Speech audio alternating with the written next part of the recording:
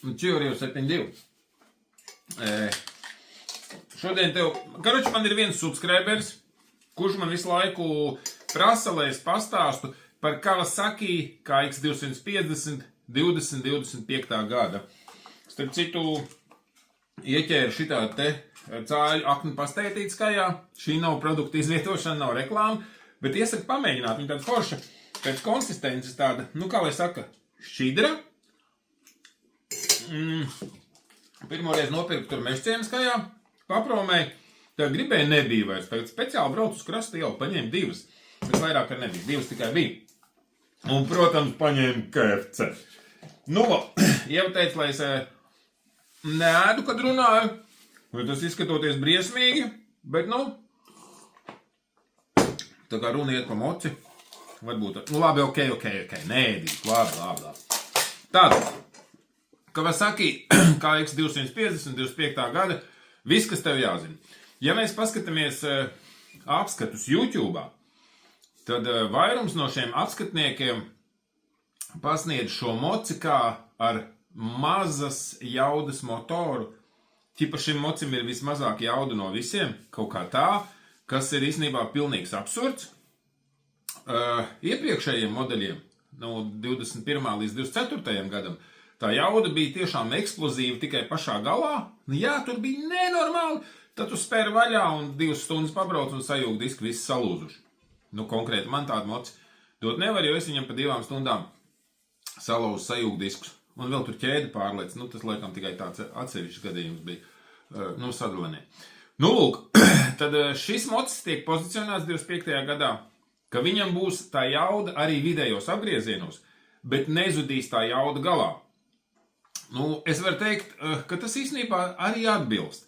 Protams, tā jauda tajos vidējos apgriezienos nav tāda, kā pieņemsim Yamahai līdz 23. gadam, 250-niekam, kuram bija ļoti tāds vidējos apgriezienos velkošs motors, bet tam motoram nebija gala. Viņš un viss.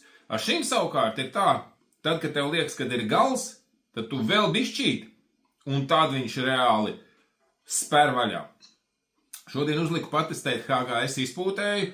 Jauda pilnīgi, tātad HGS atkal nav produkta izvietošana. Un tā jauda bišķīt pārvietojās no tā maksimālā gala, vairāk uz vidu pārvietojās, bet tas gals pazuda.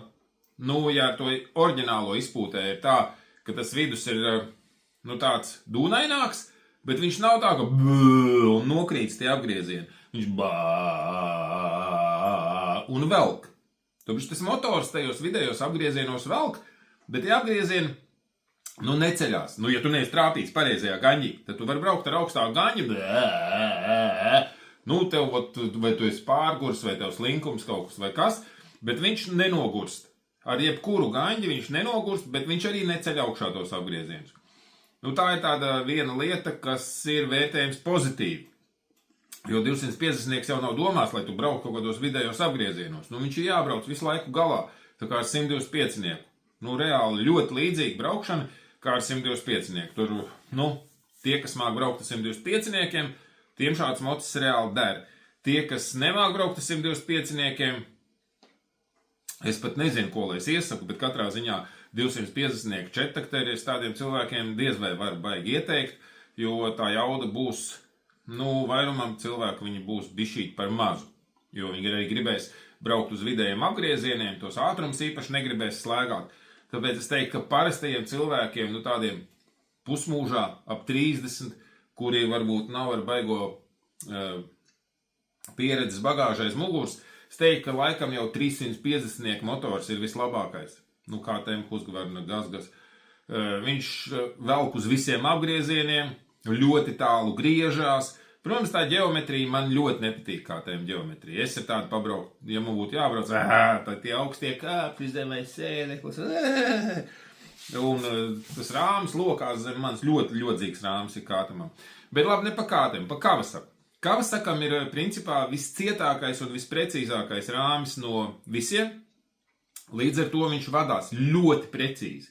Tātad, ja tu esi pieredzējis braucējs, tad Kawasaki ir tas, kas tev vajadzīgs. Ja tu esi Pols Džons Un Polam Džonasam, es domāju, ka Kawasaki ies ļoti labi. Šogad sacīkstēs viņam ies ļoti labi. Nu, lūk, un tas arī varētu būt viens no momentiem, kāpēc Kawasaki, es domāju, būs populārs Latvijā nākošajā sacensību sezonā, ka Pauls brauc ar Kawasaki. Bet, nu labi, atgriežamies tātad pie stāsta par moci, vai tev vajag. Tātad par motoru apmēram izstāstīju. Viņš ir labāks kā 21. līdz 24. gada motors, ir šī te jauda arī pa vidu, un nav tā, ka tev jāgaida, kamēr iegriežās, un tas spēr vaļā sajūgu. Nē, viņš nav letarģisks. Viņš reaģē labi, un ja tu to gāzi noturi kā vajag, tad tev visu laiku vat šajos apgriezienos, ja tu brauc, jauda ir perfekta.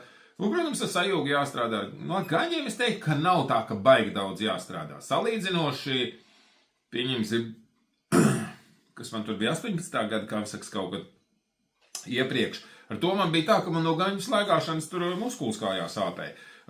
Šim ir, manuprāt, mazāk jāslēgā tā, ātrumi mazāk jāslēgā. Protams, ar šo HGS izpūtē es uzlikšu vienu zobu mazāku zobratu. Es domāju, ka būs vēl mazāk jāslēgā.